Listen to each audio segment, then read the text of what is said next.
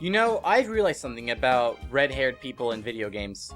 Typically, whenever it's a male, they're usually 50% cooler just because of their red hair. And whenever it's a female, that means they're 50% more attractive just because they have red hair. Hey, how's it going, everybody? My name is Raved, and welcome back to another episode of Let's Play Pokemon XD Gale of Darkness. In the last episode, we reached Mount Battle and found Xander after having some rather unnecessary fights against some trainers in the battle zones, and learning about the exact whereabouts of where these people that might have abducted Professor Crane might be. In this episode, we are going to be interrupted by a little email right here on the top left, and who is it from? Well, it is none other than Aiden. The same person who keeps on insisting that we get her useless Professor Crane memos that we are forced to read, but we're not going to read because we're rebellious teenagers. So in that case, we're going to be forced to read, but rather we're expected to read. Hi Sebastian, doing good? Egan called today to inform us that Pokeballs are now available at the Agate Pokemart. You won't have to worry about running out anymore. Good luck, Sebastian. So obviously by now, if you have failed for some reason to capture any of the Shadow Pokemon such as Poochyena and Ladybug before, well, now would be your chance to get more Pokeballs. So it's sorry if you couldn't catch them and you ran out of Pokeballs. I don't understand why you would fail to catch them, but if you did, Pokeballs are now available, so it kind of sucks that you can't really catch them yet. Spoilers, yet. Anyways, today we are going to go, like I said, we're going to go over to that suspicious area that Vander has marked on our map. So let's go over here, the mystery facility. Once used by Cypher, this facility was thought to be abandoned.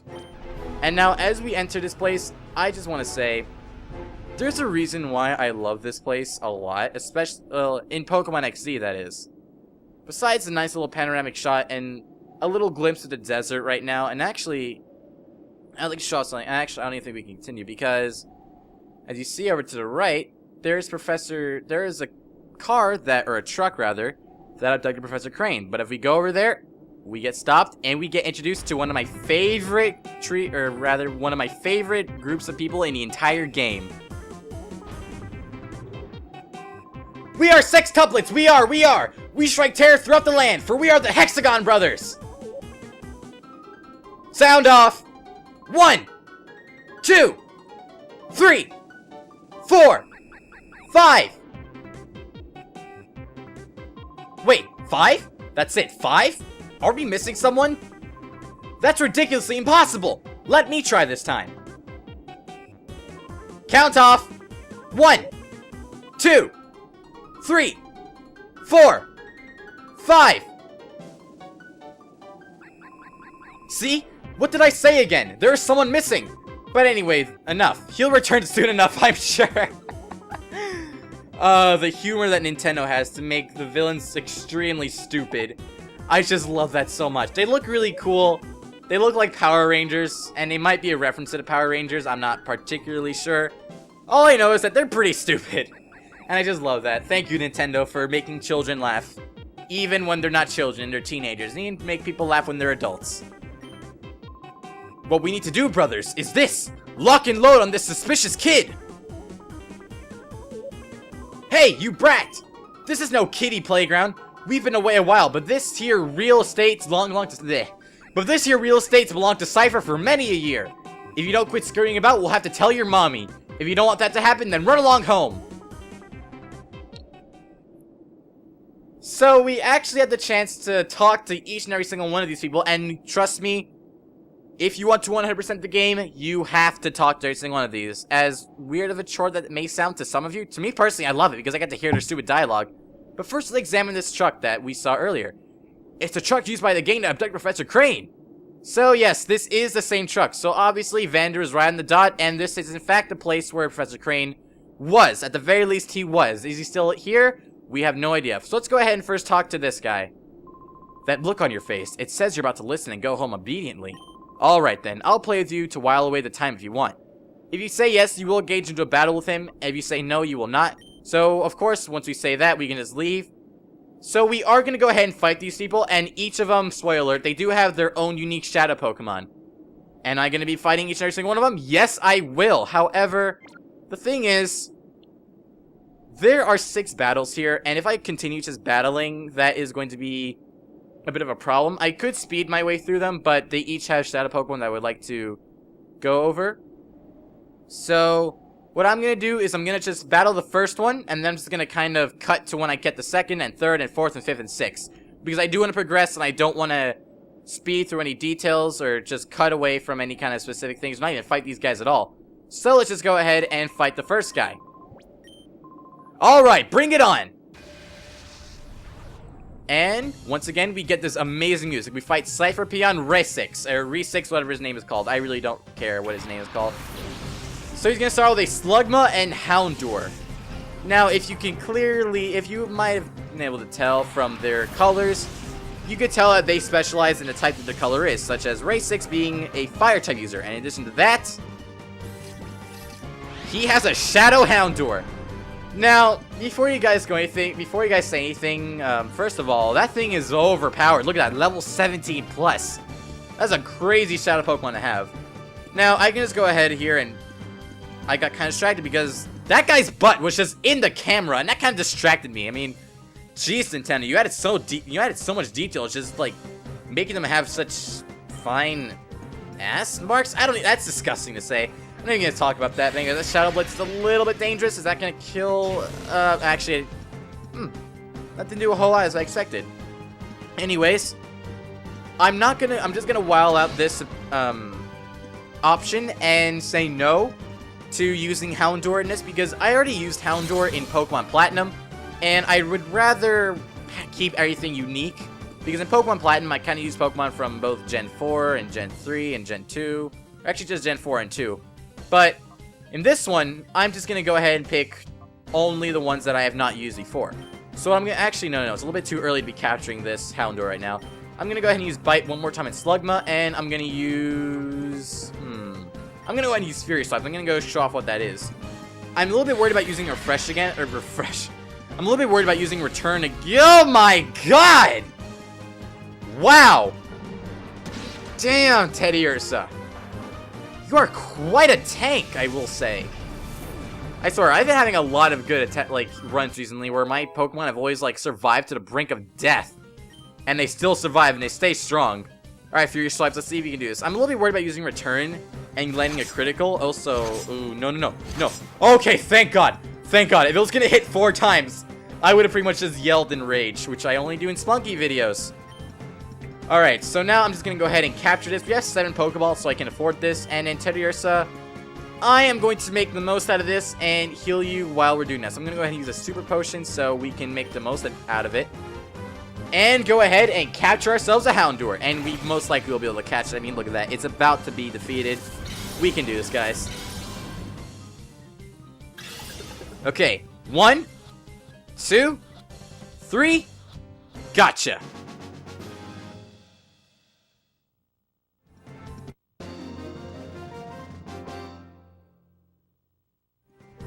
What the? You're not supposed to be tough? And I love how they just kind of fall to the ground after they've been defeated. I just find that funny. These people are they're basically the comic relief of this place. And Houndour has joined our party, but he will not be a party member. In fact, we're going to get rid of him as soon as possible. I guess it helped to while away some time. So now I want to go over Houndoom. Now, I already went over Houndoom in Pokemon Platinum, but of course, some things have changed from Gen 3 to Gen 4. So I'll go over Houndour from Gen 3. Houndours are, of course, very good attackers and special attackers. They are also very good in speed, and they lack defense like crazy. So they are mainly good to pretty much just get a whole bunch of damage in extremely fast, and then that's it. So they're mainly, in a way, kind of like kamikaze type things. They don't really do much recoil, but when they do have the move Takedown, which is a move that they can learn, they're pretty deadly. But despite them being such a good Pokemon, I am not going to use a Houndour, for reasons which I obviously stated, and I don't want to be repetitive. So now I'm actually just going to go ahead and fight these other 5 right over here, and I will go ahead and speed up their battles, and then just briefly go over the Pokemon that they have available to them. So let's go ahead and fight this blue guy right here, whose name is obviously Blue 6, because, well, it's obvious. I mean, come on.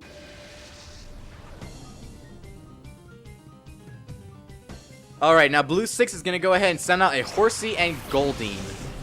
Now, you may be thinking, well, which is the Shadow Pokemon? Well, it could be either one of the two. But we don't really even need a Water Pokemon since we obviously have a Vaporeon. But that's where it fools you right there, because this guy actually has his third Pokemon hidden away in his party. So I'm going to go ahead and use Bite on... I'm going to use it on Goldie, and I'm going to use Return on Horsey. That should take him out. Or at the very least, just take down most of HP. Okay, crit. That should get it out. Alright, perfect. You know, I was actually kind of expecting his first Pokemon to be his Shadow Pokemon, which is his... There it is. A Spheal. Spheal! Spheal is a good Pokemon, I will say. It's actually one of my more favorite ones. It just looks so adorable and cute and stupid. Oh my god, I love Spheal. Basically what Spheal is... Well, a seal. I believe Spheals are good in defense, I believe. They're good in defense and special attack. But, of course, actually, no, they pretty much just suck at speed. I can't really say from here on out because I don't have any reference with me, because this is going to be like Pokemon Platinum, where I kind of just said everything from there. I'm kind of relying on memory for this. I know it sounds a little bit unprofessional, but if I do get it wrong, I'll just go over it, and then that should be it. Alright, Water Gun, that did not do as much as I was expecting, so that's good. And, alright, Horsey's down, so I have to take care of the Spheal. Now, like I said, Spheal's a pretty defensive Pokemon, so it is going to take a little bit to take him down. And Shadow Mist. Okay, Shadow Mist, if I've not gone over that before, I'll go ahead and just briefly tell you what that does. Actually, it can explain for you right here. I don't have to say anything. It will drop your evasiveness by a lot, meaning that at this point, Spheal's attacks cannot be dodged, unless you have something that can dodge. Anyways, I'm going to go ahead and use... what do I want to use? I'm going to use Bite. Yeah, I'm going to want to use Bite, and then I'm going to use... Metal Claw would be super effective because Spheal is a water-ice type. So I think I'm just going to go ahead and... I'm just a little bit worried I'm going to take down a Spheal. Alright. Tackle and Fury Swipe. That should be good enough. Let's see how that works. Alright, Tackle. That took a little bit down. Now, Fury Swipe should really only take... Like, I'm pretty sure, like, with max Fury Swipe, it should probably go down to... Around where... Oh, wait, okay. 2, 3, 4, 5. Nice! We got him into the red every single time. And they flinched. Nice. Alright, let's go ahead and capture this Spheal. And from here on out, I'm just going to go ahead and just speed through the rest of these battles just because I can. Alright, let's capture this Spheal real quick and see what we can get. We will be able to catch it, honestly. It's a very easy Pokemon to get. 1, 2, 3, boom. Nice. Spheal was caught.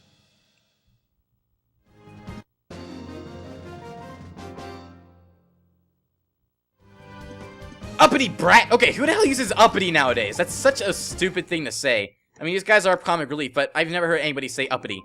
When I get serious, the consequences can be really bad. That's why I took it easy on you. Oh yeah, sure, you went easy on us and pretty much just let us take your Spheal. Alright, anyways, yeah, like I said, Spheals are pretty good at... They are really bad in speed, as you can clearly see, because they are obviously seals. And everything else about them is all around balance, except for attack. So, like I said, it is more of a special attacker and a wall. So, do that information as you will. But for now, I'm just going to go ahead and speed through the rest of these. But I can just go ahead and briefly explain what Shadow Pokemon they have here. Well, while I'm speeding it up. So, I don't want to make a battle on reference, so let's just go ahead and get this started, guys.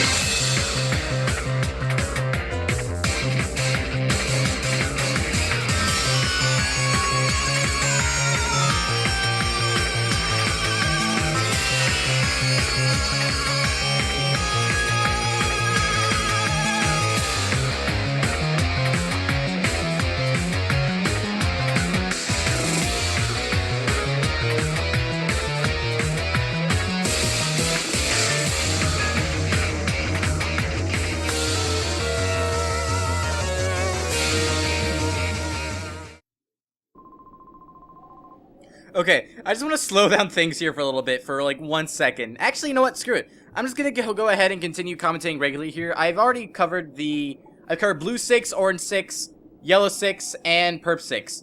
Basically, I love the line of dialogue this guy here. He's like, we try to look busy, but actually we have nothing to do. It's not like we need to worry about any enemies in this desert.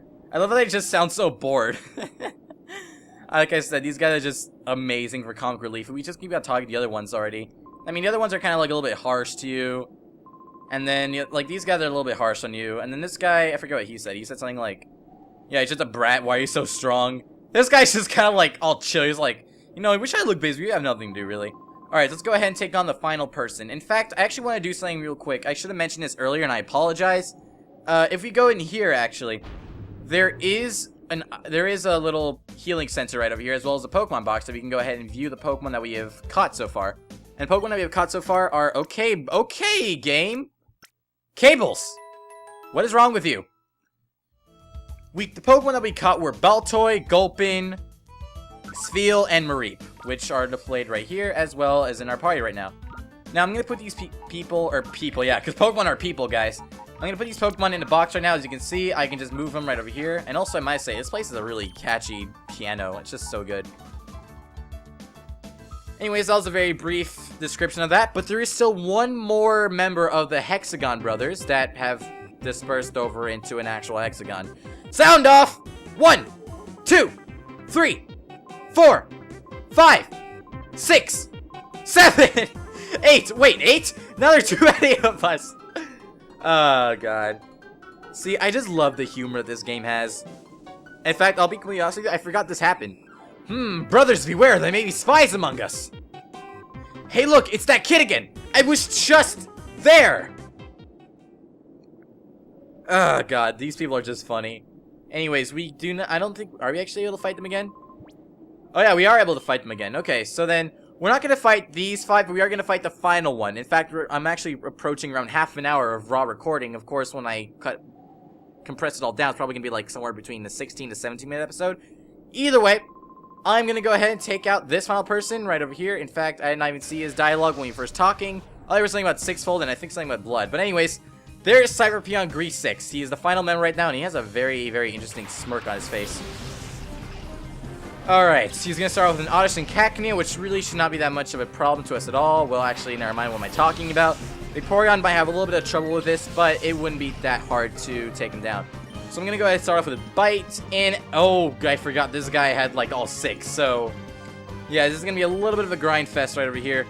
This guy is a very weak Pokemon, but he does have the most, and much like all grass Pokemon are well, most of the time weak, but they do vary in lots of status elements, which cannot be described right now, but they will be shown later. In fact, during the speed up, you might have saw that my Teddiursa was attacked by Poison Sting from a Tentacool from Blue 6, and it basically became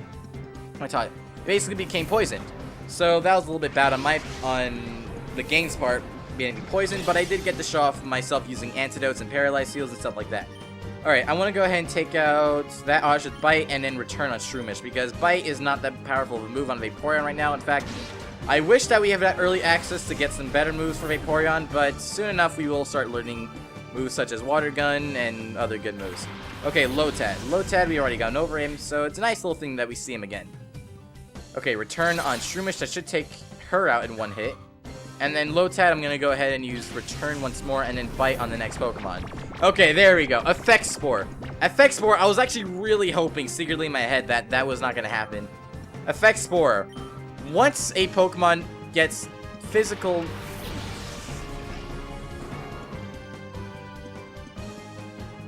You really have a Pineco. You really have a freaking Pineco? Die! Die! Die! Hold on.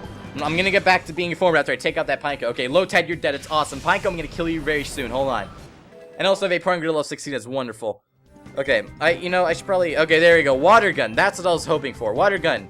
The first Water-type move that we actually learned on our Vaporeon. The only reason why I don't really like using Vaporeon is the fact that its moveset is very bad in this game. In fact, like, Water Gun, we're pretty much gonna use for that the entire game until we get some better moves in the form of TMs.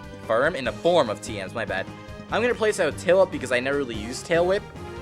And then the next move that I learned, I'm gonna replace that with Sand, or I'm gonna replace Sand Attack with it. Alright, but it's Effect Spore.